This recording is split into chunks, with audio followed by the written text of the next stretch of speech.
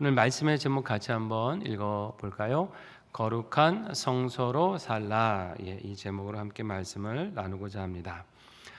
계속해서 이제 불신앙하고 또 하나님을 떠나 우상을 섬기는 유다에 대해서 하나님이 이제 경고도 하시고 심판의 말씀도 주시는데요. 오늘은 그 세 번째 책망의 말씀입니다. 이 말씀은 유다의 18대 왕인 여호야김 제위 기간 때 선포된 것으로 보이는데요. 경건했던 요시야 왕이 애굽과의 전투에서 그만 전사를 하고 말죠. 그러다 보니까 이제 그 뒤에 유다에서는 근절됐던 우상 숭배가 다시 기승을 부리기 시작합니다. 그리고 성전에서 여전히 제사를 드리면서도 또 이방 신에게 제사를 드리는 혼합적인 신앙, 타락한 신앙이 유다 사회에서 다시 계속되기 시작을 하는 거예요.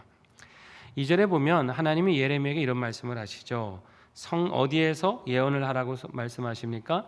여호와의 예배하러 가는 이 문으로 들어가는 사람들에게 선포하라. 성전 문에 들어왔다는 건 이제 하나님을 예배하기 위해서, 제사하기 위해서 왔다는 거지 않습니까? 그런데 그 사람들에게 전하라는 거예요. 그럼 뭘 전하라고 하시니까 3절에 너희 길과 행위를 바르게 하라. 그래도 성전에 나오고 예배 드리러 나오는 정도의 사람이면 나오지 않는 사람에 비하면 신앙이 그래도 좋다라고 할 수 있고, 그렇게 타락한 사회 속에서 그 하나님을 찾는 사람이라고 생각할 수 있는데, 바로 그들을 향해서 말씀하시기를 너희 길과 행위를 바르게 하라는 거죠. 그러면 현재 그들의 길과 행위가 하나님 앞에 바르지 않다는 것을 말씀하는 거예요. 자, 여기 보면 유다 백성들은 하나님을 아예 안 섬기고 또 아니에요. 때가 되면 제사하러 왔고 성전에 드나들면서 하나님을 섬겼습니다. 그렇지만 하나님만 섬겼습니까? 아니죠. 나가서는 세상에서 이방신들도 똑같은 마음으로 섬겼어요. 아마 그런 마음이 있었겠죠. 하나님도 복을 주시는 분이고 바알도 복을 주는 신이고 여러 가지 신을 내가 잘 섬기면 내 삶은 안전하고 평안할 거야. 내 삶은 형통하게 될 거야. 이런 미신적인 생각으로 그렇게 했는지 몰라요. 하나님만을 섬기는 것이 복이라고 늘 성경은 말씀하셨는데 그들은 삶에서 이미 하나님을 떠난 지 오래됐고 자기들의 죄와 타락을 정당하기 위해서 우상을 따라갔다는 거예요. 하나님을 온전히 섬기려면 죄악을 떠나야 되는데 그러기는 싫었거든요. 자기들의 욕심과 탐욕은 버리기 싫으니까, 음행하고 죄짓고 나쁜 일을 하면서 살고 싶으니까 하나님을 온전히 섬기지 않았고 자신들에게 만족을 줄 여러 우상들, 자신들의 죄를 정당화해 줄 세상의 헛된 것들을 찾아서 함께 섬겼다라는 것입니다. 사실 이것이 굉장히 유다에게는 큰 위기였어요. 물론 국제 정세 속에서도 바벨론이라는 나라 옆에는 애굽이라는 강대국 속에 있는 것도 위기였지만 사실 그 위기는 늘 있었거든요. 그런데 지금에 와서는 이제 신앙마저 이렇게 혼합적이 되고 타락하니까 사실 이것은 바깥의 외적인 위기보다 더 큰 위기였습니다. 요시야 때는 잠깐 종교 개혁도 있었고 정말 하나님께 좀 돌아오는 듯한 시절이 있었는데 요시야가 죽고 그 다음에 므낫세나 아몬이나 이런 왕들이 나타나면서는 정말 북쪽 이스라엘이 했던 것처럼 하나님을 떠나서 악으로 향해 치달았습니다. 말씀해 보면 어떤 내용들이 있냐면 하나님 성전 안에 아예 우상을 갖다가 세워놔요. 같이. 가증한 일 아닙니까? 어디 하나님의 성전에 우상을 갖다 세웁니까? 권세와 부를 가진 사람들은 자기들의 힘을 가지고 약한 사람들의 것을 착취하고 빼앗습니다. 속이고 빼앗고 힘으로 누르고 재판을 해도 공정하지가 않죠. 가진 사람들의 편에서 재판을 하니까 약한 사람들은 그냥 뺏기면서도 아무런 하소연할 데가 없어요.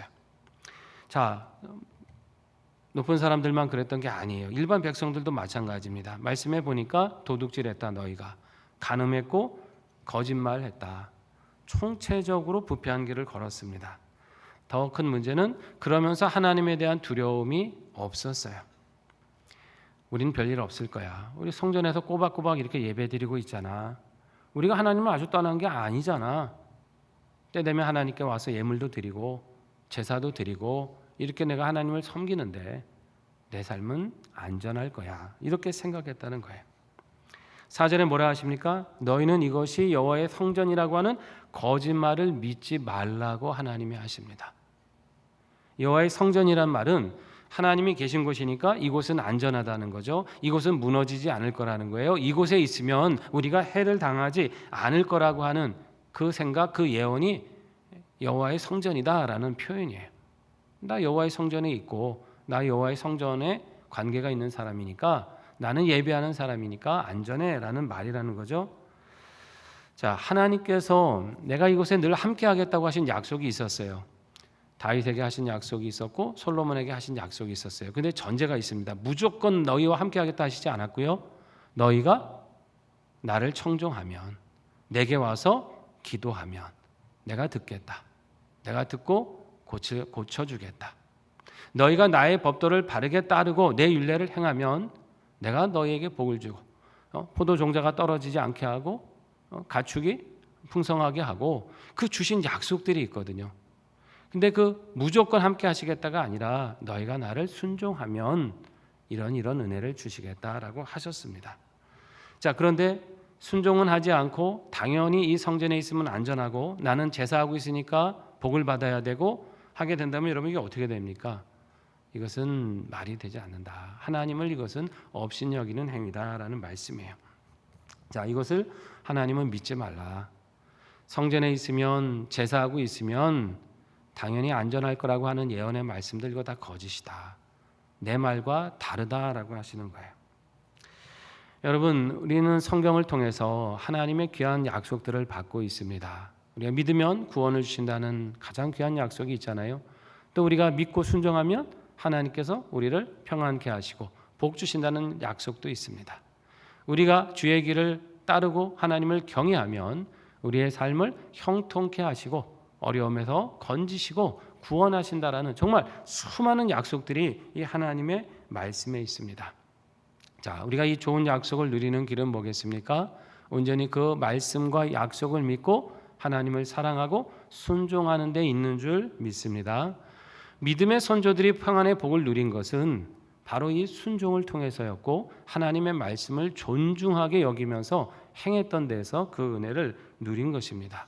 오늘 우리도 마찬가지예요. 불순종하면서 하나님의 복을 구할 수 없다는 거죠.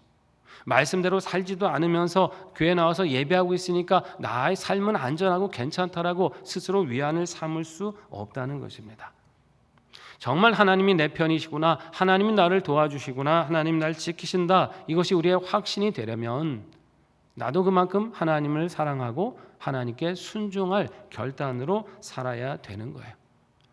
말씀을 따라 이웃에게 선을 향하고 사랑을 행해야 되는 것이죠. 거짓과 불의는 내 삶에서 끊어내고 의를 쫓아가야 됩니다. 세상에서 때로는 손해도 보고 어려움을 당한다 할지라도 하나님의 말씀이 보이시는 길이면 기꺼이 내디뎌야 하는 것이에요. 그때 하나님께서 함께 하십니다. 하나님이 그때 우리를 건져주십니다. 어떤 상황을 만날지라도 그 삶의 결과를 반드시 복되게 하십니다. 이런 이 약속 의지하고 늘 순종하시고 하나님을 사랑하셔서 하나님 이끌어 가시는 가장 좋은 길을 만나시기를 바랍니다. 하나님은 이 형식적인 신앙을 계속 지적을 하세요. 8절에 보니까 너희가 이 무익한 거짓말을 의존하는구나 이런 말씀도 하시죠. 마음대로 욕심대로 살면서 성전에만 나오면 안전하다 이런 거짓된 얘기들 참 잘도 믿고 사는구나 이런 얘기 하시는 거예요. 도둑질하고 살인하고 간음하고 또 거짓 맹세하면서 성전에 와서는 나 하나님 백성입니다. 나 구원받은 자녀입니다. 라고 이렇게 스스럼 없이 말한다는 것입니다. 여기 나오는 이 도둑질, 살인, 간음, 거짓 맹세, 우상 숭배 이거 다 십계명에서도 금하시는 거잖아요. 멀리 갈 것도 없이 정말 하나님이 정말 싫어하시는 죄의 목록들 그 안에 다 들어가 있는 거 아닙니까?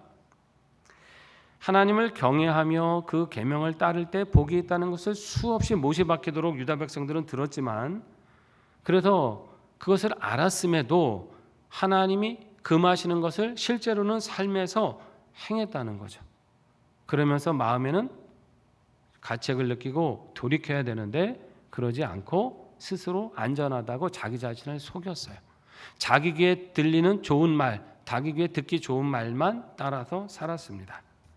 자, 이것을 하나님은 굉장히 역겹다고 가증스럽다고 말씀하시는 거예요. 그러면 여러분 우리 참 어떻게 보면 이해가 안 되잖아요. 아유 유다 백성들이 참 목이 고다도 왜 이렇게 곧냐. 하나님이 그렇게 말씀하시고 이 정도 가르쳐 주셨으면 알고 돌이켜야지. 나 같았으면 그랬을 텐데 왜 저 유다 백성들은 저렇게 완고했을까? 우리가 때로 이런 의문을 품을 때가 있습니다. 왜 이들이 그렇게 했겠습니까? 왜 그대로 살면 안 된다는 걸 알면서도 그들은 자신들은 안전하다고 여겼겠어요? 성전에 나오기만 하면 괜찮다라고 왜 생각했겠습니까?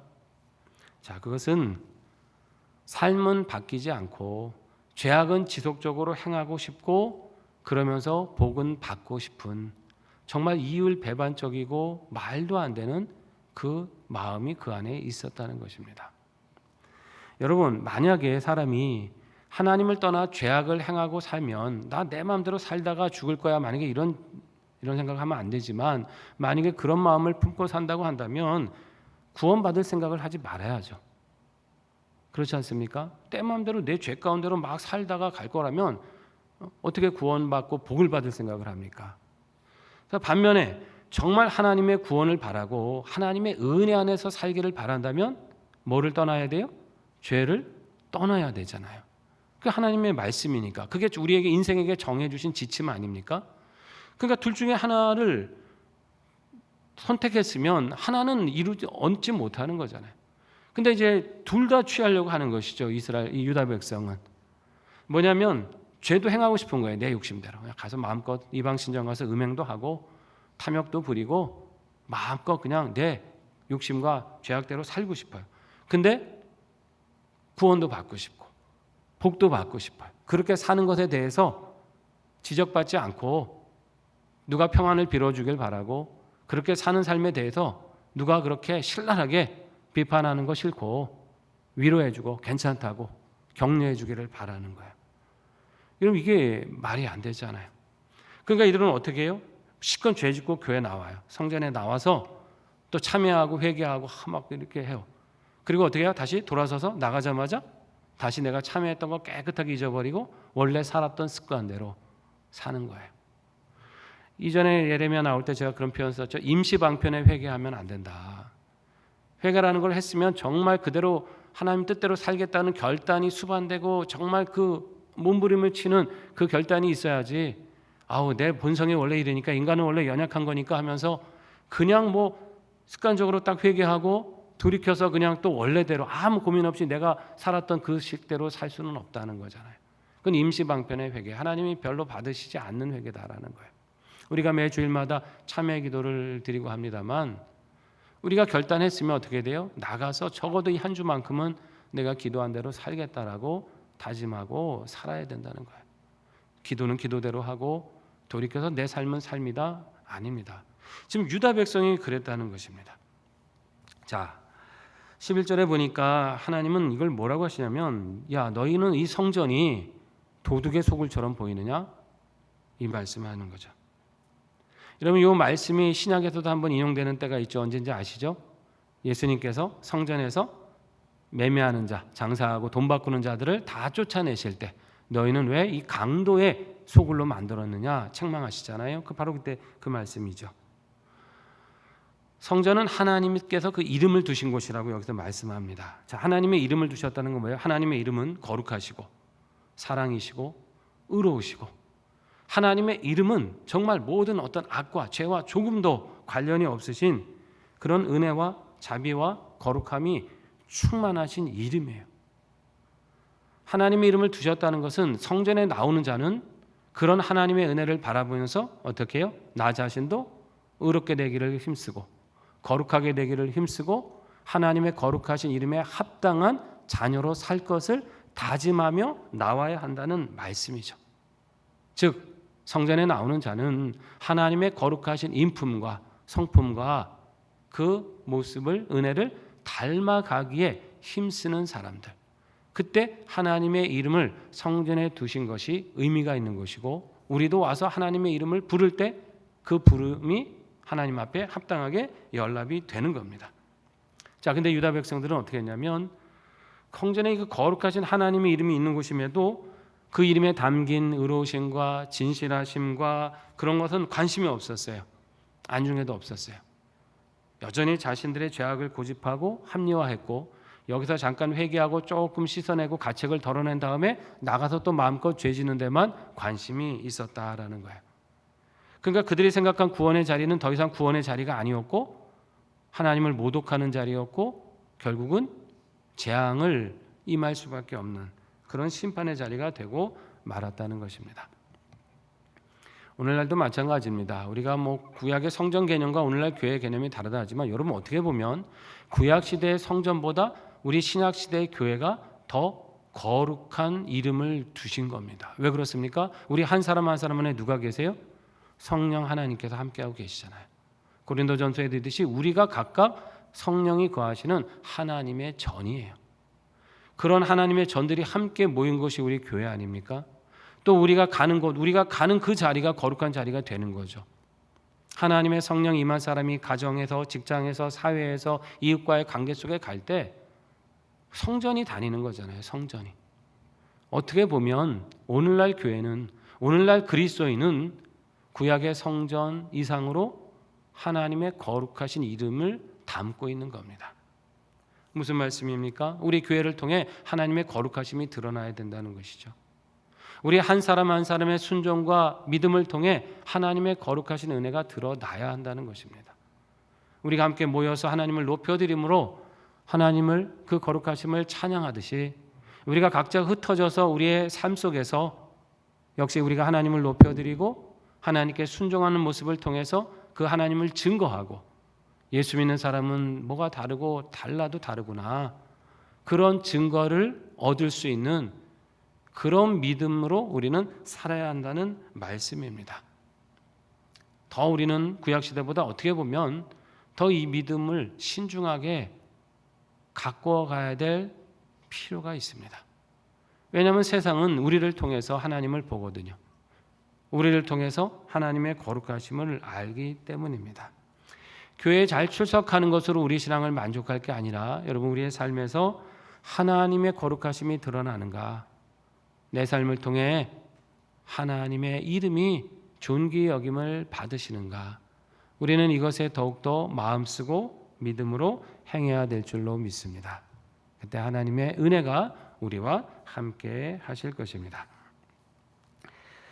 하나님은 결국 이제 심판의 말씀을 또 하세요. 12절에 보니까 계속 불순종하고 어긋난 길을 가는 유다를 향해서 말씀하시는데, 12절에 어떤 말씀을 하냐면, 내 이름을 처음 둔 그 실로에 가서 내 백성 이스라엘의 악에 대해서 어떻게 행하였는지를 보라라고 말씀하시죠. 유다 백성들의 수도는 지금 어디입니까? 예루살렘이라고 하는 곳인데, 하나님이 여기서 실로라고 하는 곳을 한번 말씀을 하시죠. 아마 들어보신 분들 많으시 계실 거예요. 지도를 한번 보고 설명을 드리겠습니다. 여기 보면 이스라엘 지도 중에 여러분 그 빨갛게 실로라고 된 데 보이셔요? 예, 거기 그 도시가 실로입니다. 그 아래가 이제 에브라임 산지고, 밑으로 쭉 내려가다 보면 이제 예루살렘이 있는데, 이 실로하고 예루살렘 거리는 한 48km 정도 됩니다. 근데 여기가 어떤 곳이냐면, 여러분 여호수아가 왜 가나안을 이제 정복한 후에 이제 하나님의 언약궤를 이제 계속 메고 다녔잖아요. 그러다가 맨 처음 그 언약궤를 갖다 모셔둔 곳이 바로 이 실로예요. 여기에 성막을 만든 거죠. 아직 성전이 없었잖아요, 그때는. 나중에 이제 성전은 솔로몬 때 지은 거니까, 처음에 가나안에 들어왔을 때 광야 시절에는 하나님이 성막을 짓게 하시고, 이동할 때는 성막을 걷어서 또 갔다가 다시 성막을 짓고 했잖아요. 이제 가나안에 정착했을 때 바로 그 성막을 짓고 법궤를 놓은 곳이 바로 이 실로라고 하는 도시입니다. 굉장히 의미가 있고 거룩한 도시로 여김을 받은 곳이죠. 여기는 이제 사무엘이 어릴 때 자라난 곳이기도 하고, 그런 성소, 일종의 이제 성소였습니다. 예루살렘 성전이 세워지기 전까지의 성소. 자, 그런데 이 실로가 철저하게 부서지고 파괴가 돼요. 블레셋과 왜 싸움할 때 하나님께 순종은 하고 기도는 하지 않으면서 왜 법궤만 들고 막 나갔잖아요. 기억하시죠? 법궤만 들고 가면 우리가 이길 거야 하다가 완전히 블레셋에게 패배하고 법궤까지 빼앗기는 그런 아주 수치를 당한 적이 있지 않습니까? 자, 이러면서 이 실로가 공격을 당하고 사실 이곳이 종교의식이 계속 거행될 만큼 북쪽 이스라엘에게서도 중요한 곳이었는데 나중에 북이스라엘이 우상숭배하다가 아수르에게 망하지 않습니까? 철저하게 이제 파괴가 됩니다. 완전히 성스러웠던 곳이 무너져요. 하나님의 은혜가 임했고 성막이 있었던 특별한 장소였지만 순종이 수반되지 않으니까 하나님을 섬기지 않으니까 장소 자체가 보호받지 못하더라는 것이죠. 철저하게 무너지는 거예요. 장소가 무슨 의미가 있습니까? 이름만 구별하면 거기가 자동으로 거룩하게 되는 걸까요? 그게 아니죠. 그에 따른 합당한 믿음과 순종이 필요하다는 거예요. 자, 실로가 이렇게 무너진 걸 봐라. 그렇다면 예루살렘이라고 다르겠느냐 이 말씀하시는 거죠. 유대인들의 자부심은 북이스라엘은 망했지만 우리는 안 망할 거야. 왜? 우리는 성전이 있어.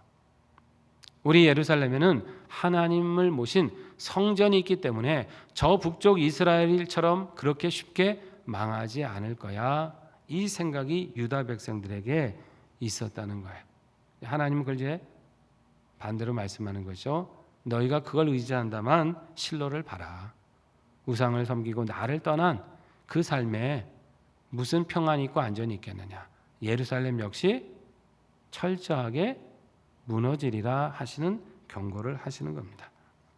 자, 15절에도 말씀하시죠. 내가 에브라임 온 자손을 쫓아낸 같이, 에브라임은 북이스라엘을 대표하는 이름이죠. 지파니까. 그들을 쫓아낸 것처럼 너희 유다도 내 앞에서 쫓아낼 것이다. 분명히 유다는 북쪽 이스라엘이 망하는 걸 봤거든요. 그러면 그거를 반면교사 삼아야 되는데 그러지 않았고 똑같은 길을 갔습니다. 이것이 인생의 어리석음이다라는 거예요. 나쁜 본을 봤으면 참 이게 돌이켜야 되는데 사람의 이 악함이 나쁜 길을 또 따라가는 습성이 있다고 하는 것이죠. 유다가 사실은 그랬어요. 하나님은 나중에 어떻게까지 얘기하시냐면 16절에서 예레미야한테 이제 더 이상 이 백성 위해서 기도하지 말라고 하십니다. 저는 이 말씀이 제일 무서운 것 같아요. 보통 하나님 선지자들에게 어떻게 얘기하십니까? 너희는 가서 저 백성에게 얘기하라. 내 말을 전하라고 하시잖아요. 듣지 않아도 전해라 이러시거든요. 왜? 가능성을 열어주신 거잖아요. 회개의 가능성, 용서의 가능성, 회복의 가능성을 열어주시면서 말씀하시는 거잖아요. 너희는 이 백성을 위해 기도해라. 전파해라. 그래도 이거는 소망인데 여기 뭐라고 하시냐면 더 이상 중보기도 하지 말아라. 내가 안 들을 거다. 이건 정말 제일 무서운 말씀 아닙니까? 하나님이 우리를 안 들으시면 누가 그 관계를 회복할 수 있습니까? 이미 작정을 이렇게 하시면 돌이킬 자는 없다. 하나님이 오죽 답답하면 예레미야 붙들고 말씀하시는 거. 너 받지 않느냐? 온 가족이 저렇게 우상을 섬기는 거 한번 봐라. 자식들 가서 뭐하냐? 나무 줍고 온다. 나무 그 아비들은 그거 가지고 불 피워가지고 아내들은 여인들은 그걸 가루를 반죽해서 나에게 바치는 게 아니라 하늘의 여왕을 위해 과자를 굽고 있다. 온 가족이 나무 가져오고 불 피우고 반죽을 해 음식을 만들어서 누구를 제사하냐면 하늘의 여왕한테 제사를 하는 거예요. 이 하늘의 여왕이라고 표현한 건 이제 여신이죠. 중동 지방에서 섬겼던 이슈타르하고 한 여신이에요. 이게 아세라예요, 아세라. 가나안에 오게 되면 바알과 아세라 짝으로 나오잖아요. 그 하늘의 여신 그게 아세라입니다. 아세라. 그걸 섬긴다는 거예요. 가족 중에 한 명이라도 정신을 차려야 될 거 아닙니까? 모두가 다 그러면 한 사람이라도 아버지, 어머니 우리가 이러면 안 되지 않습니까? 하나님 섬기라 했는데 왜 우리가 우상 섬기면서 여기다가 예물 드리고 있습니까? 남편이 그러면 아내가 말려야 될 거 아니에요? 당신 그러면 안 된다. 정신 차려야 된다고. 우리가 하나님 믿어야 된다고.